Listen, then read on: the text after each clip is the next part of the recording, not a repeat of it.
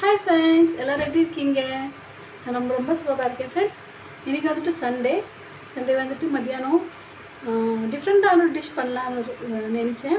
பிரியாணி பண்ணலான்னு தான் ஃபஸ்ட்டு நினச்சேன். அப்புறமா வந்து என்னோடய ஸ்டைலில் நான் வந்து பீஃப் ஸ்டோக் வச்சு ஒரு ரைஸு, அப்புறம் அதே பீஃப் வச்சு ஒரு ஃப்ரை இதாக காமிக்க போகிறேன். இப்போ வாங்க, இதுக்காக நான் என்னென்ன எடுத்து வச்சுருக்கேன் இன்க்ரீடியன்ட்ஸ்ன்னு சொல்லிட்டு காமிக்கிறேன். பாருங்கள் ஃப்ரெண்ட்ஸ், ரெண்டுக்கும் சேர்த்து நமக்கு இவ்வளோ இன்க்ரீடியன்ட்ஸ் தேவை. பாருங்க, வந்து நான் வந்து ரைஸு வச்சுருக்கேன். உப்பு, இது வந்து 3 பவுல் அளவுக்கு ரைஸ் இருக்குது. பாருங்கள், இந்த பவுலுக்கு 3 பவுல் அளவு ரைஸ் இருக்குது. 5 பேருக்கு 2 டைம் சாப்பிட்லாம் ஃப்ரெண்ட்ஸ். இது அந்த அளவுக்கு நான் எடுத்து வச்சுருக்கேன். அப்புறம் வந்து உப்பு தேவைக்கான அளவு, மசாலைக்கு பூண்டு, கொத்தமல்லி, சின்ன வெங்காயம் அரைக்கிறதுக்கு, புதினா, தக்காளி, வந்து பிரியாணி மசாலா, கொஞ்சமாக மஞ்சத்தூள், கொஞ்சமாக மிளகாத்தூள், தனியாத்தூள், தேவைக்கேற்ற அளவு பிரியாணிக்கு தேவையான அளவு வெங்காயம், பெரிய வெங்காயம் மெலிசாக கட் பண்ணியிருக்கேன், பச்சை மிளகா, இஞ்சி, இங்கே வந்து நான் வந்து ஃப்ரைட் ஆனியன் எடுத்துருக்கேன் ஃப்ரெண்ட்ஸ். ஃப்ரைட் ஆனியன், அப்புறம் பாதி எலுமிச்சை பழம், ஒரு 6லேருந்து 7 பச்சை மிளகா, 1/4 லிட்டர் தயிர்.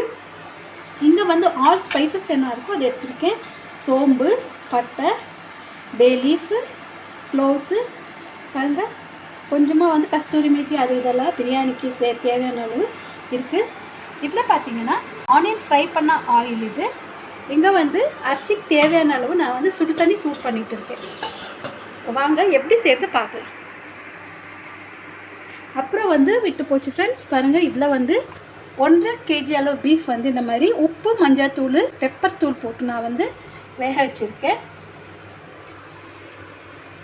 நல்லா 4 to 5 விசில் வேக வச்சுருக்கேன். வாங்க, அப்புறம் இங்கே பார்த்தீங்கன்னா ஸ்டவ் ஆன் பண்ணி தேக்ஸா வச்சுருக்கேன் ஃப்ரெண்ட்ஸ். மசாலைக்காக இப்போ நம்ம எடுத்து வச்சுருக்கிற மொத்த பூண்டு, இஞ்சி, அப்புறம் கொஞ்சமாக சின்ன வெங்காயம் போட்டுக்கலாம். அதெல்லாம் உங்கள் டேஸ்ட்டுக்கு தகுந்த மாதிரி நீங்கள் சேர்த்துக்கோங்க ஃப்ரெண்ட்ஸ். இந்த கப்புக்கு 1/2 கப்பு இந்த மாதிரி எடுத்துருக்கேன். இப்போ இதை வந்து நம்ம ஃபைன் பேஸ்ட்டாக அரைச்சிக்கலாம். இப்போ இது கூட கொஞ்சமாக கொத்தமல்லி, கொஞ்சமாக புதினா, கொஞ்சமாக லைட்டாக வந்து கொஞ்சமாக டேஸ்ட்டுக்காக நம்ம கொஞ்சம் சேர்த்துக்கலாம். கொஞ்சமாக கொத்தமல்லி சேர்த்து நம்ம நல்லா ஃபைனாக பேஸ்ட்டாக அரைச்சிக்கலாம்.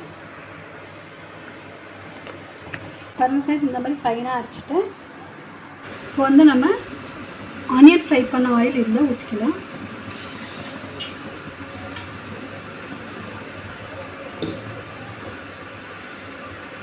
ஊற்றிட்டு இந்த ஸ்பைசஸ் என்ன இருக்கோ இது நம்ம இதில் சேர்த்துக்கலாம்.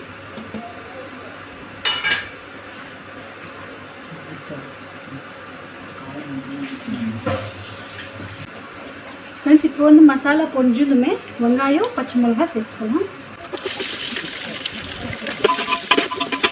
இதை வந்து நல்லா ஃப்ரை ஆகணும் ஃப்ரெண்ட்ஸ். ஃப்ரை ஆகத்துல இங்கே கடாய் வச்சுருக்கேன். இதில் வந்து நம்ம கொஞ்சமாக ஆயில் ஊற்றிக்கலாம். ஏற்கனவே கொஞ்சம் இருக்குது ஃப்ரெண்ட்ஸ் இதில், ஸோ அதனால் கம்மியாக ஊற்றியிருக்கேன். கொஞ்சமாக சோம்பு, 3/4 பவுல் அளவு சின்ன வெங்காயம். நல்லா இது கொஞ்சம் ஃப்ரை ஆகட்டும். ஃப்ரெண்ட்ஸ், இது வெங்காயம் ஃப்ரை ஆனதுமே பச்சை மிளகாய் போட்டுக்கலாம். பச்சை மிளகாய் கொஞ்சமாக 1 ஸ்பூன் அளவு இஞ்சி பூண்டு பேஸ்ட்டு. நல்லா அந்த பச்சை வாடை போகிற வரைக்கும் நம்ம வதக்கிக்கலாம். இது நல்லா ஃப்ரை ஆகிடுச்சு ஃப்ரெண்ட்ஸ். வெங்காயம் நம்ம அரைச்சி வச்சுருக்க பேஸ்ட் இதில் சேர்த்துக்கலாம். இதுவுமே நல்லா பச்சை வாடை போகிற வரைக்கும் நம்ம நல்லா வதக்கிக்கணும் ஃப்ரெண்ட்ஸ். பீஃப் ஸ்டாக் ரைஸ்லாம் சொல்லலாம், இல்லை குஷ்கான்னு கூட நீங்கள் சொல்லலாம். ஏன்னா நம்ம வந்து கறி போடலான்னாக்கா குஷ்கா, ஸோ அந்த மாதிரி நீங்கள் குஷ்கான்னு வேணாலும் இதை சொல்லலாம். என்னோடய ஸ்டைல் ஆஃப் மெத்தடில் நான் வந்து செய்கிறேன். பாருங்கள், இது வந்து நல்லா ஃப்ரை ஆகிடுச்சு. இப்போ வந்து 1/2 டீஸ்பூன் மிளகுத்தூள், கொஞ்சம் தனியாத்தூள், கொஞ்சம் மஞ்சள் தூள், கொஞ்சம் காரத்துக்கு சில்லி பவுடர் ஆட் பண்ணிக்கின்னு நல்லா மிக்ஸ் பண்ணிக்கலாம்.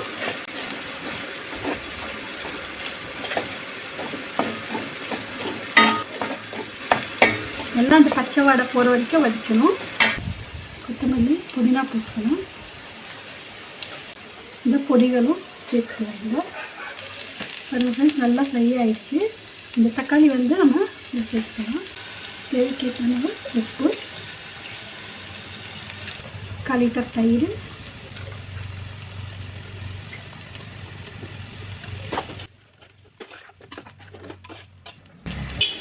இதில் கொஞ்சமாக வந்து கொத்தமல்லி போட்டுக்கலாம்.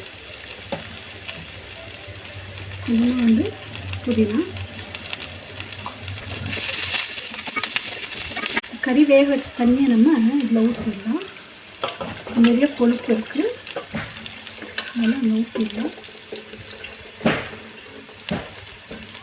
கறியை வந்து இதில் போட்டு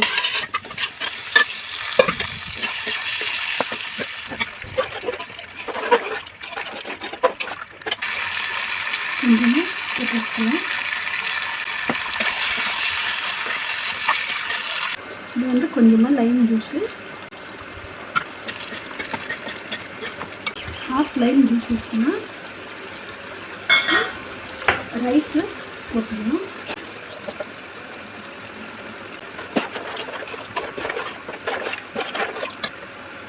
கொஞ்சம் கொத்தமல்லி, கொஞ்சமாக புதினா போட்டுக்கலாம்.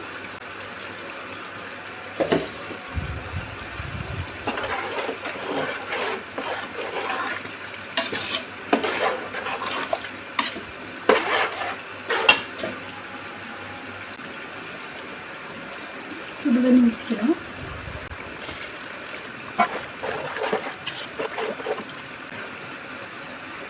உப்பு பார்த்துக்கோங்க, உப்பு கம்மி இருக்குது, உப்பு போட்டுக்கலாம்.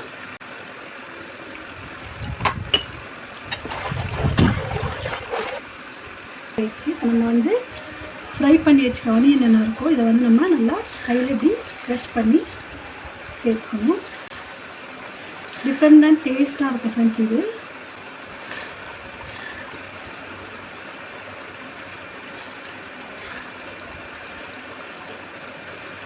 அவ்வளோதான், நல்லா மிக்ஸ் பண்ணிக்கலாம்.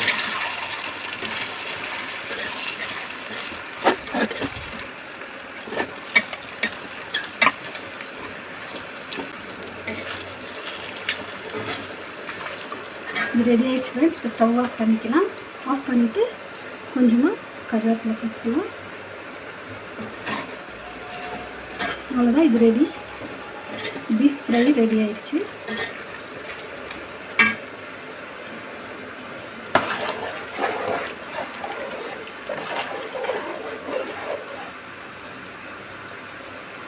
இதை வந்து மூடி போட்டு 15 மினிட்ஸ் விட்டுடலாம்.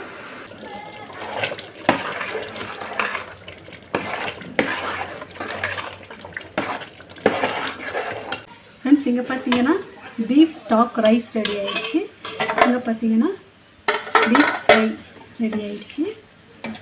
பாருங்கள், நல்லா ரெடி ஆகிடுச்சு. இங்கே பார்த்தீங்கன்னா ஷாலட் அண்ட் கேப்சிகம் ரைத்தா. வேறு ஷாலட்டு, கேப்சிகம், அப்புறம் கொஞ்சம் கொத்தமல்லி, உப்பு, தயிர், இவ்வளோதான். இது டிஃப்ரெண்ட்டாக சாப்பிட்லாமேனு இந்த மாதிரி செஞ்சேன். தக்காளி எல்லாம் போடாமல் இது வேறு. இப்போது இதுதான் இன்றைக்கி சண்டே மெனு.